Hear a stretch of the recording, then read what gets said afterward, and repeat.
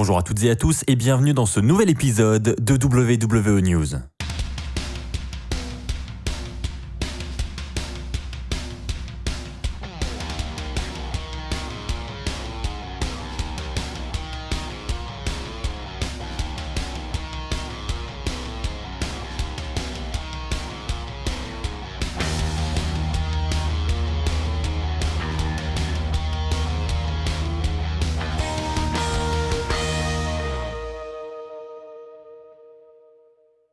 Bonjour à toutes et à tous, c'est Axel de la chaîne YouTube WWE Fan France. J'espère que vous allez tous très bien. Je sais que vous êtes très nombreux à être désormais en vacances, donc je tiens déjà à vous souhaiter de bonnes vacances. Profitez-en bien, reposez-vous bien. Et c'est parti pour la première vidéo de la semaine sur WWE Fan France avec un épisode de news. On va parler de Raw Underground, on va parler de retour possible du côté de la WWE. On va se projeter aussi du côté de WrestleMania 37. Et enfin, pour terminer, je vous parlerai de Brock Lesnar, mais également du Raw prévu ce soir. Pour commencer, parlons de Raw Underground, ce concept créé par Shane McMahon, qui était présent du côté de Raw depuis maintenant de nombreuses semaines, qui a été ramené durant le confinement.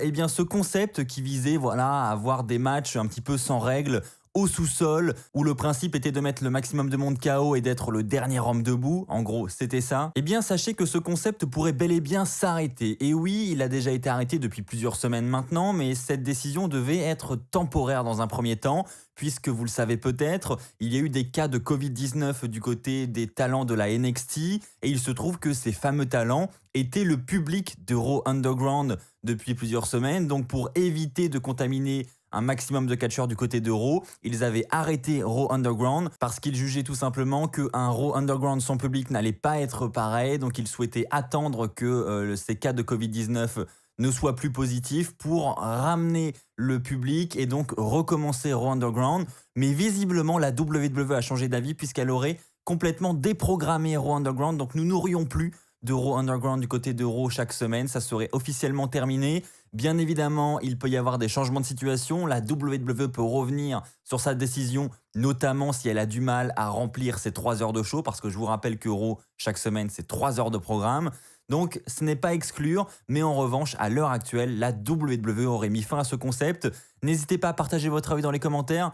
En ce qui me concerne, j'ai jamais été un grand fan de Raw Underground, donc je vais vous dire, ça me dérange absolument pas que ça se termine. Je trouve que ça donne un petit peu plus de temps d'antenne pour d'autres rivalités, pour construire de nouvelles choses, plutôt que un concept où on a du fight en backstage, mais qui n'aboutit généralement à pas grand chose, qui ne construit pas vraiment de rivalité. Donc voilà, l'arrêt de Raw Underground, ni chaud ni froid en ce qui me concerne. Je pense que je vais maintenant rendre plusieurs d'entre vous très nostalgiques puisque je vais vous parler de Lilian Garcia. Alors pour ceux qui ne la connaissent pas, qui est Lilian Garcia ? C'est en fait une annonceuse des rings qui était présente à la WWE depuis le début des années 2000. Donc elle a passé près de 15 ans à la WWE et elle avait décidé de partir en 2016 suite à la maladie de son père. Son père était atteint d'un cancer, il était en phase terminale et donc Lilian Garcia a voulu arrêter son travail, arrêter d'être sur les routes pour se rapprocher de son père, profiter de son père un maximum. Et son père est décédé le 25 décembre 2016, le jour de Noël, après une longue bataille contre le cancer.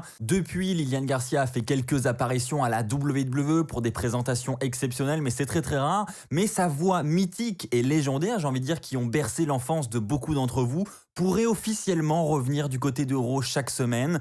Du moins, c'est ce que nous tease un petit peu Lilian Garcia sur Twitter, puisqu'elle vient de mettre le tweet suivant, où elle dit « Je suis tellement excitée pour la grosse annonce que j'ai à vous faire lundi ». Et elle a posté en même temps une photo d'elle assise sur le ring, vous savez, qui est dans le décor de la salle d'interview en coulisses à Raw. Donc on y voit en arrière-plan la couleur rouge, on voit qu'elle est assise sur une corde avec le logo W. Donc tout porte à croire que sa révélation est en lien avec la WWE et donc en lien avec Raw, puisque ça va être annoncé lundi jour de Raw.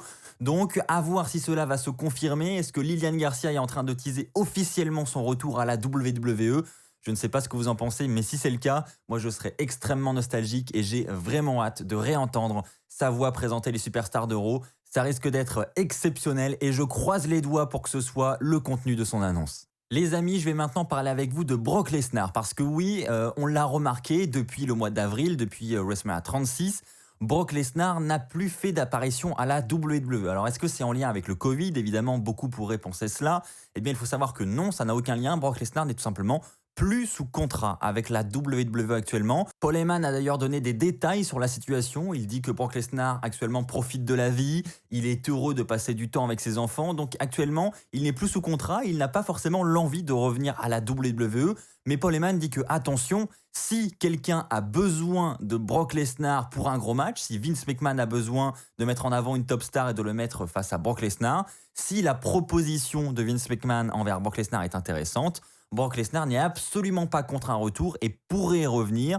Mais pour l'instant, il faut savoir qu'il n'y a pas de contrat sur la table et que tant que Brock Lesnar n'aura pas jugé la proposition de Vince McMahon intéressante, à savoir plusieurs millions de dollars, évidemment, ça reste Brock Lesnar, eh bien Brock Lesnar ne reviendra pas. Il n'a pas de projet à long terme avec la WWE pour le moment. Mais comme je viens de vous le dire, une apparition pour affronter une star en particulier, pour la mettre en avant, si la WWE a besoin de lui, il fera le déplacement et il sera bien là. D'ailleurs, Paul Heyman a conclu cette interview avec une phrase qui, je pense, veut tout dire. Il a tout simplement dit « Brock Lesnar fait ce que Brock Lesnar veut ». Et là, je pense que tout est clair, à savoir Brock Lesnar, il peut se permettre n'importe quoi, il peut se permettre de refuser une proposition à plusieurs millions de dollars, il peut se permettre de négocier plusieurs millions supplémentaires, ça reste Brock Lesnar, c'est l'un des plus gros noms de l'industrie du catch aujourd'hui, donc très clairement, il fait ce qu'il veut. Les amis, maintenant j'ai une info qui va en réjouir plus d'un, je pense. J'ai même deux infos en une. Je vais vous parler de Becky Lynch, mais également de Ronda Rousey. Alors il faut savoir que Becky Lynch, elle est enceinte depuis maintenant plusieurs mois. Elle attend son bébé pour le mois de décembre avec Seth Rollins. Et donc elle pourrait être de retour dès le début de l'année 2021, donc juste après son accouchement, quelques semaines après.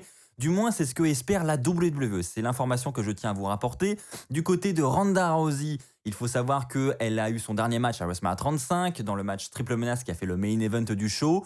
Et suite à ce match, elle s'est blessée à la main, elle a eu une opération, elle avait elle aussi pour projet de fonder une famille.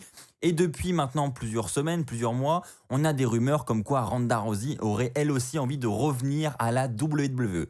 Eh bien, ça n'est pas une simple rumeur puisque, d'après Wrestling News, puisque c'est eux qui nous rapportent cette information, la WWE aurait tout simplement comme plan un match entre Ronda Rousey et Becky Lynch à WrestleMania 37. Alors c'est un affrontement que de nombreux fans ont envie de voir, c'est une tête d'affiche. On nous avait déjà teasé un petit peu la rivalité fin 2018, début 2019, mais Charlotte Flair était venue se greffer à ce match, beaucoup étaient déçus, beaucoup voulaient voir ce face-à-face 1 contre 1.